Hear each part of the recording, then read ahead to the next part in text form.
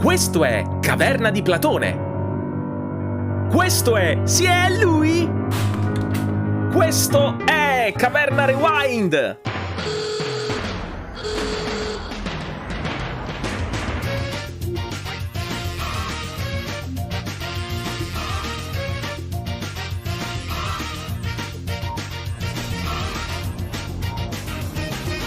Come sempre, Togashi, ragazzi, per favore, un attimo di serietà. Parliamo di questa cosa perché secondo me è importante. Allora, ho sentito, letto e visto di questa intervista di Yoshiro Togashi in un contenitore televisivo giapponese dove ha parlato di quella che potrebbe essere l'outcome di Hunter x Hunter, cioè tutto ciò che verrà nel finale. A quanto pare potrebbero esistere in questo momento ben 4 finali, di cui uno è stato pensato nel caso in cui Yoshiro Togashi non riuscisse ad arrivare a raccontare ciò che vuole raccontare, e quindi sarebbe un finale pronto per quando lui morirà, sostanzialmente, proprio detto in modo brutale. Yoshiro Togashi credo sia ben conscio di quale sia la sua condizione, condizione che al pubblico non è mai stata raccontata. Io credo sia facile fare 2+2, e se una malattia cronica lo porta a stare così male negli anni e non si riesce a curare, credo che ci sia poco da andare a pescare nel cappello delle malattie. I fogliettini in questo caso, secondo me, sono molto pochi. E quindi credo che lui abbia dovuto fare anche un po' i conti con se stesso, ed è una cosa un po' triste. Ho visto delle persone che dicevano: secondo me è brutto parlare di quanti finali, di percentuale di finali in relazione alla morte, alla possibile morte naturalmente, ma si tratta pur sempre di un popolo, quello giapponese, che è molto pragmatico. È un popolo che magari alcune cose che a noi risultano scontate non vengono subito in mente, però loro sono molto molto bravi a in qualche modo incasellare la loro produzione, il loro impegno, il loro questa abnegazione al lavoro che hanno, e riescono anche a dargli un numero, un merito, una fine, un tempo. E per quanto Yoshiro Togashi sia uno di quegli autori che sicuramente ha reso i manga diversi, perché le sue affinità al mondo LGBT e a tutta quella frangia di persone, tra cui Kuniniku Ikuhara e Naoko Takeuchi, con i quali poi ha lavorato e con i quali ha interagito e sposato, perché lui è sposato con Naoko Takeuchi, è ovvio che abbia portato una ventata d'aria fresca all'interno dei manga. Ma insomma, nonostante sia sicuramente una persona di larghe vedute, è pur sempre giapponese, quindi ragiona in termini puramente numerici. Quale manga funziona meglio? Come funziona meglio? Perché funziona meglio?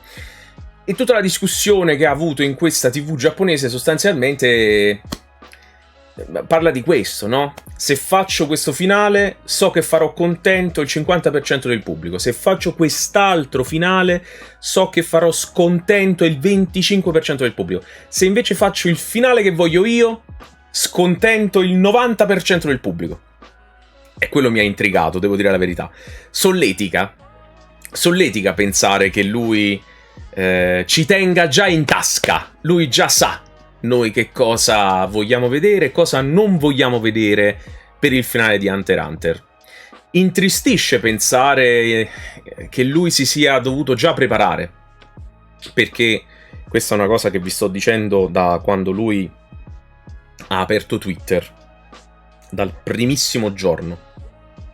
Ha aperto Twitter per testimoniare che stava facendo delle cose perché voleva in qualche modo uscire fuori dalla condizione che lo costringeva nel letto d'ospedale, e quindi ha cercato di mostrare il proprio lavoro, far vedere che cosa stava facendo, che era impegnato, che stava lavorando, e stava lavorando comunque steso nel letto con i disegni che faceva così, praticamente sembrava che stesse facendo la Cappella Sistina.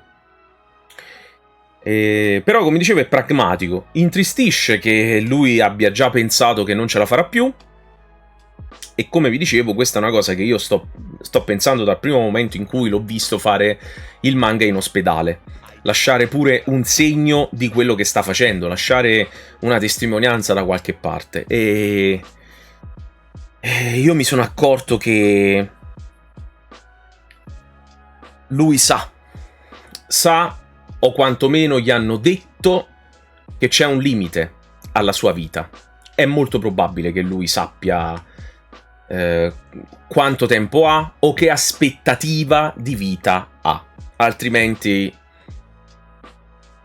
non vedo perché cominciare a pensare già a che finale dare ad Hunter x Hunter.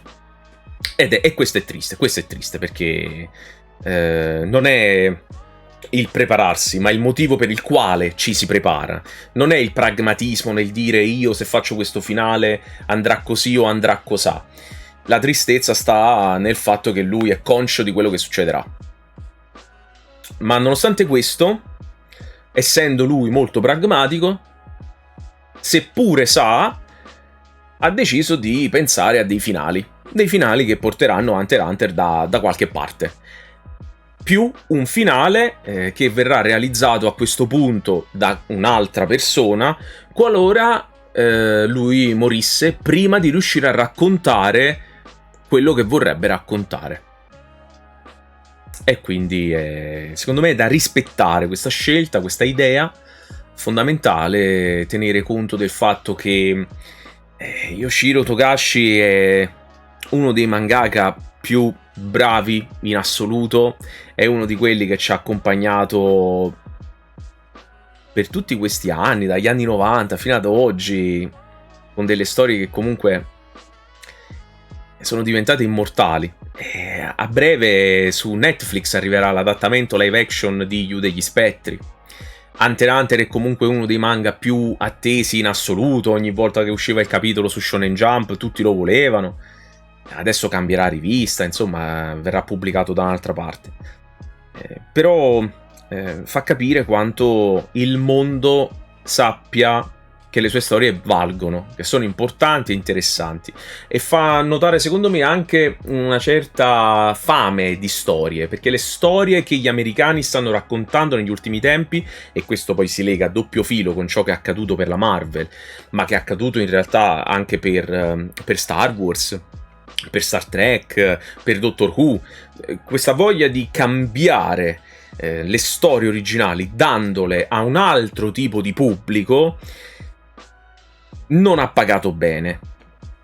Invece le storie giapponesi, per quanto possano essere incasellate nella categoria dello shonen o del seinen, hanno sempre qualcosa di interessante anche per il pubblico femminile, soprattutto nel caso di Yoshiro Togashi, perché come vi dicevo prima lui è sempre vicino ai movimenti LGBT, sempre vicino a delle idee femminili, ma io penso che sia proprio evidente, anche basta leggere i suoi manga per notare quanto i suoi personaggi, per quanto uomini, per quanto potenti, maschi, eccetera, conservano dentro delle fragilità, un modo di disegnarli estetico che è preso in prestito un po' anche dallo shoujo, oppure personaggi i cui sentimenti sono palesemente omoerotici, riesce in qualche modo ad arrivare anche al pubblico femminile. Quindi storie che sono davvero trasversali e che vanno bene davvero per tutti e non solo per un pubblico o per un altro. E quindi c'è questa fame di storie che spero verranno sempre raccontate bene, come è stato fatto per One Piece, come spero sarà fatto anche per Yu degli Spettri, e poi insomma bisognerà vedere in futuro che cosa accadrà per Hunter x Hunter. Noi speriamo sempre che il maestro Togashi stia alla grande, insomma, e che si possa vivere al meglio tutto quello che può. E naturalmente dispiace per questa presa di posizione da parte sua.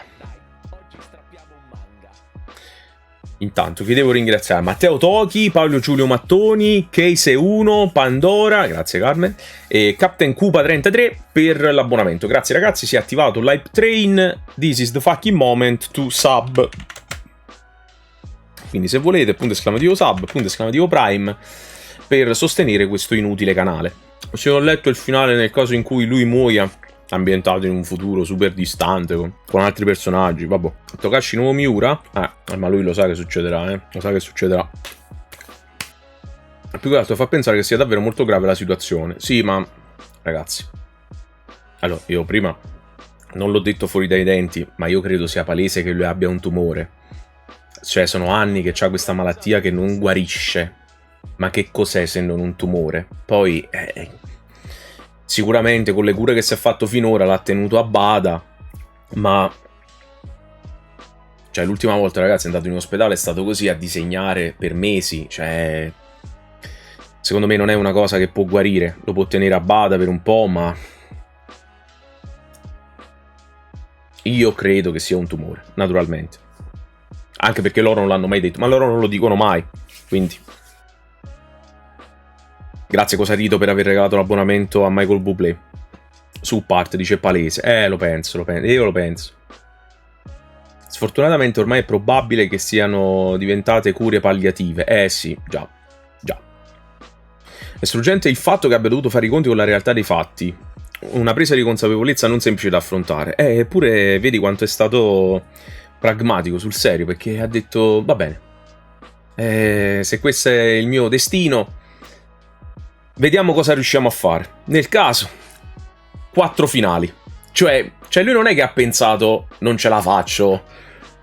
Ha pensato se non ce la faccio questo finale, ma se ce la faccio ho 3 finali. Cioè, non è che sta dicendo, lo sai che faccio? Pensa a curarmi. No. Pensa a come devo finire Hunter x Hunter. Cioè, è questo secondo me il momento più inspiring, la cosa che dovrebbe farci diventare delle persone migliori dopo che conosciamo questa storia. Io dico solo ti amo maestro, comunque vada. Certo. Grazie Sium per l'abbonamento regalato a ciabatta di pelle. Non sapevo fosse così grave la situazione, mi spiace tanto per il maestro Togashi. Sì, spiace a tutti. Sarebbe assurdo riuscissi a farlo finendolo, poesia pure, ma sarebbe incredibile, Io spero che lui abbia la vita più lunga possibile, ovviamente, Ma non perché voglio leggere Hunter x Hunter, per me lui potrebbe anche smettere, tanto il finale di Hunter x Hunter è arrivato, ma è arrivato, credo, con il volume 33 del manga, voglio dire, cioè, l'obiettivo del protagonista è stato raggiunto, tutto quello che c'è dopo è un in più perché Hunter x Hunter vendeva così tanto che fermarlo sarebbe stata una sciocchezza. Continua per i fan, ma secondo me non continua né per i fan né per i soldi, ma continua pure perché gli piace. Pure perché probabilmente non avrebbe un altro obiettivo nella vita, cioè... Che deve fare? A lui gli piace a fare i manga, cioè non è che domani smette di fare i manga e dice adesso faccio un'altra cosa con la quale fare soldi e curarmi, tra l'altro, Cioè se smette di lavorare, è chiaro, lui, milionario, c'ha i soldi, c'ha la moglie, c'ha Sailor Moon, voglio dire, le cure le troverebbe lo stesso, voglio dire. Però, cioè, smette di lavorare e che fa? Non avrebbe più un senso la sua vita, cioè la sua vita ha valore perché lui disegna e fa Hunter x Hunter, perché fa i manga. La saga corrente è fantastica e ben organizzata, si vede che continuava a sognare la sua storia, ma assolutamente sì, ma chiaro, ma secondo me la bravura sua è proprio questa, cioè quella di riuscire a crearti delle micro saghe all'interno di questo grande racconto che sono tutte estremamente ragionate, poi molte cose sono inventate, ma ci sono dei punti cardini in tutta la storia di Hunter x Hunter che poi ritornano dopo, ma a distanza di 100 capitoli, che tu dici ma questo è un pazzo, ma quando l'ha pensata sta cosa? E ti rendi conto che pure se lui se l'ha inventato, è così bravo a farlo diventare coerente quello che si inventa, che non è nemmeno più inventato, è proprio pensato, cioè da qualche parte nella sua testa era già stato pensato e aspettava soltanto di metterlo su carta. Penso che attaccarsi a quello che ha amato da fare può dare anche forza, anche, certo, Che vuol dire c'è anche Sailor Moon? Non ho capito. Non hai capito? La moglie di Oshiro Togashi è l'autrice di Sailor Moon, una donna che ha 7 Ferrari a casa, quindi tutto a posto. Cioè non sono i soldi che gli mancano per le cure, intendo. Ma ripeto, il problema non sono le cure. La situazione libanese è tra l'altro grande fregna, ma sicuramente Naoko Takeuchi.